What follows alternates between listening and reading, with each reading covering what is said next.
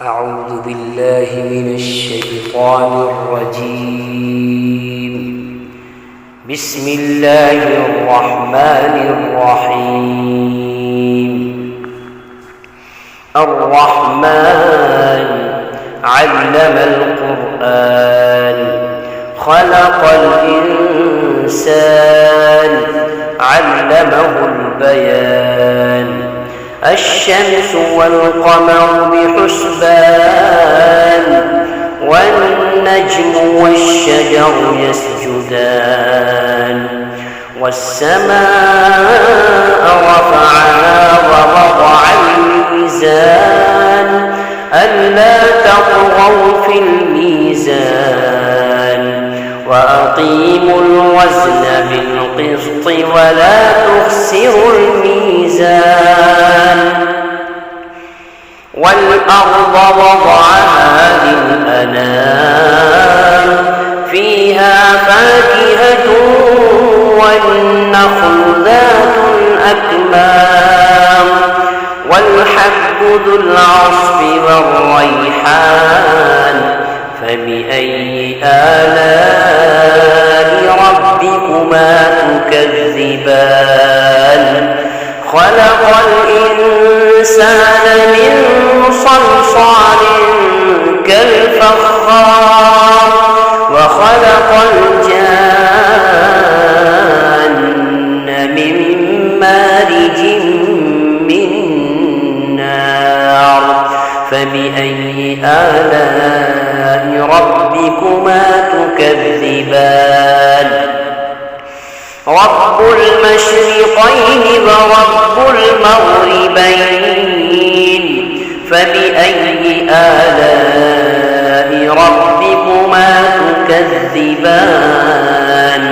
مرج البحرين يلتقيان بينهما برزخ لا يبغيان. فبأي آلاء ربكما تكذبان؟ يخرج منهما اللؤلؤ والمرجان. فبأي آلاء ربكما تكذبان؟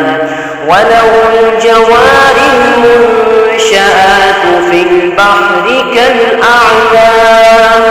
فبأي آلاء ربكما تكذبان؟ كل من عليها فان ويبقى وجه ربك ذو الجلال والإكرام. فبأي آلاء ربكما تكذبان؟ يسأله من في السماوات والأرض كل يوم هو في شأن. فبأي آلاء ربكما تكذبان؟ سنفرغ لكم أيها الثقلان. فبأي آلاء ربكما تكذبان؟ يا معشر الجن والإنس إن استطعتم أن تنفذوا من أقطار السماوات والأرض فانفذوا لا تنفذون إلا بسلطان. فبأي آلاء ربكما تكذبان؟ يرسل عليكما شواظ من نار ونحاس فلا تنتصران. فبأي آلاء ربكما تكذبان؟ فإذا انشقت السماء فكانت وردة كالدهان. فبأي آلاء ربكما تكذبان؟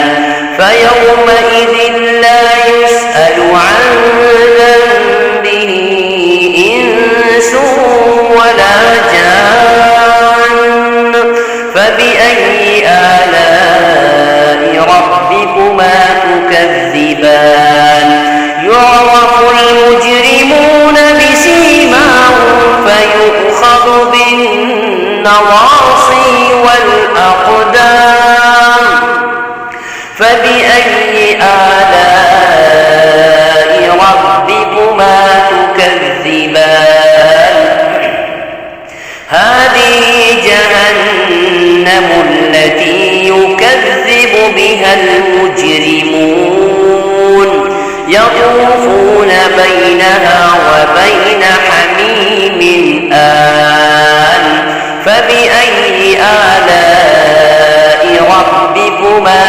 تكذبان ولمن خاف مقام ربه جنتان فبأي آلاء ربكما تكذبان ذواتا أفنان فبأي آلاء ربكما تكذبان فيهما عينان تجريان فبأي آلاء ربكما تكذبان فيهما من كل فاكهة زوجان فبأي آلاء ربكما تكذبان متكئين على فرش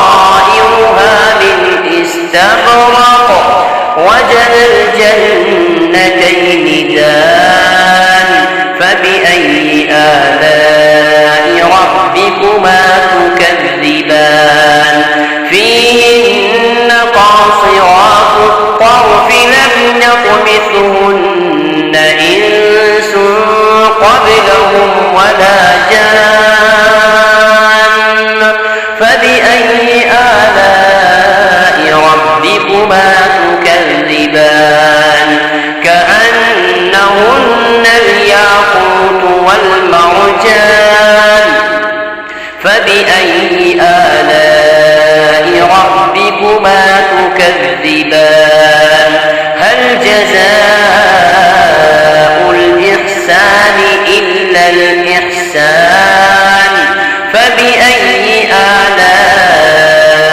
ربكما تكذبان ومن دونهما جنتان فبأي آلاء ربكما تكذبان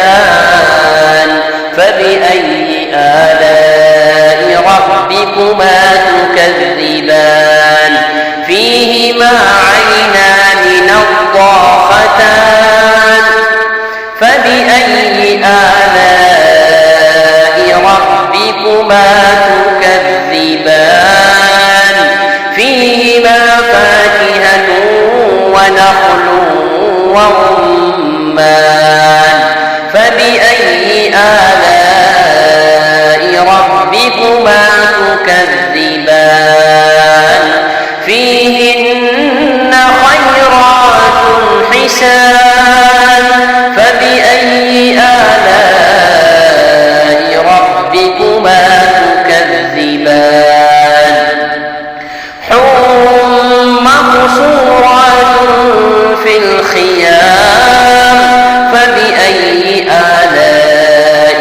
ربكما تكذبان لم يطمثهن إنس قبلهم ولا جان فبأي آلاء ربكما تكذبان متكئين على رفرف خضر وعبقري حسان فبأي آلاء ربكما تكذبان ذي الجلال